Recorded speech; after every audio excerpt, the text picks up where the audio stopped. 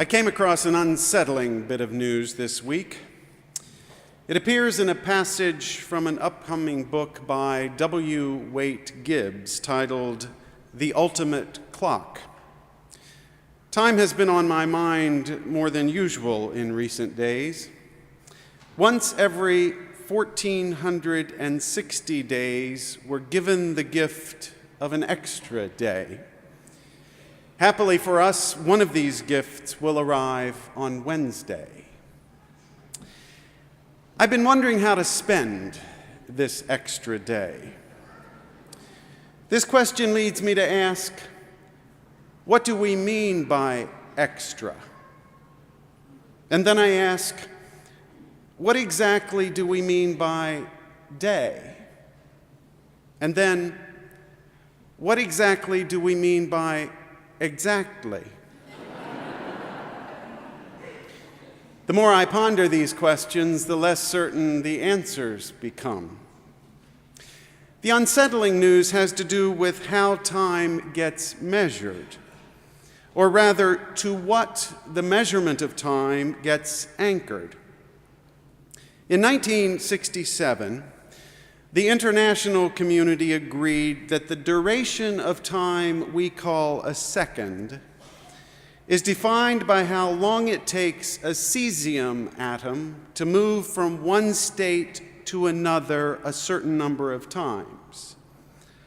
9,192,631,770 times, to be precise.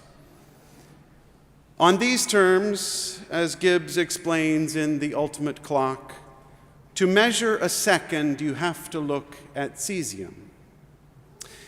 Today, however, this standard isn't good enough. The best clocks today, accurate to within half a second over the age of the universe, need a more precise standard.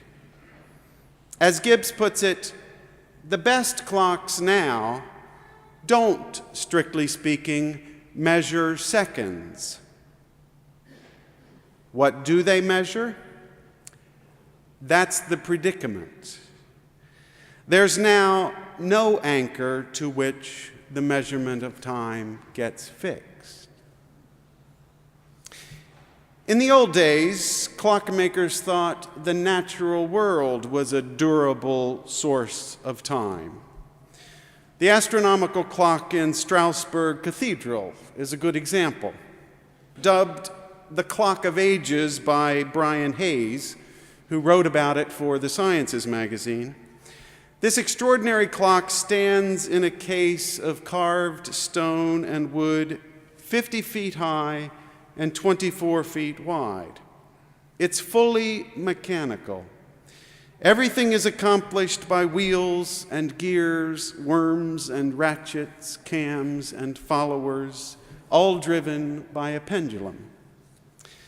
The clock displays several versions of time: sidereal time, as measured by the Earth's rotation with respect to fixed stars; local solar time, as measured by the position of the sun; and mean solar time, which averages out the seasonal variations in the Earth's orbital velocity to make all days equal in length, exactly 24 hours.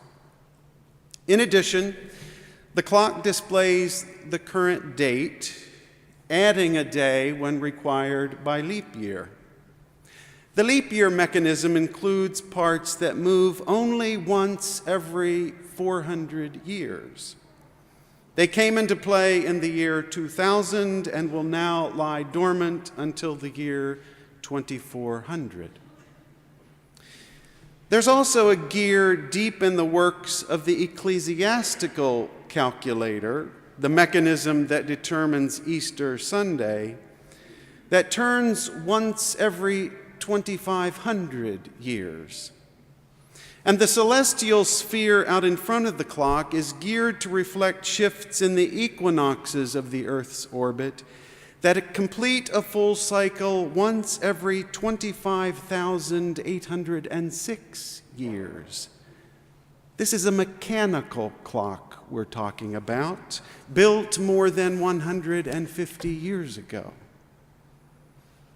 What was the clockmaker thinking? Will anyone 10,000 years from now want to know the date of Easter? Will anyone 25,000 years hence trek to Strasbourg Cathedral to check the orbital equinoxes? Even if they do, my guess is it won't make any difference to you or to me.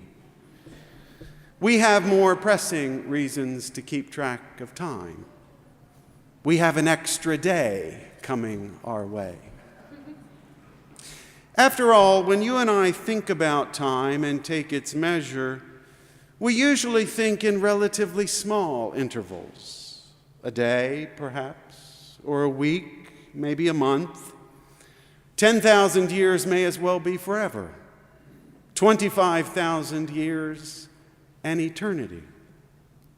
That's one reason the face of an analog clock shows 12 hours at a time. 12 hours is a useful block of time for humans. We can make decisions about what we hope to accomplish within that time, tasks we wish to perform, people we want to connect with, differences we have decided to make. This tethering of time to our individual perspective, by the way, is fully endorsed by Einstein's theory of relativity. The basic theory of relativity as it currently stands is made up of 4 simple statements. The speed of light is always constant. At the speed of light, time stands still. At the speed of light, mass is infinite.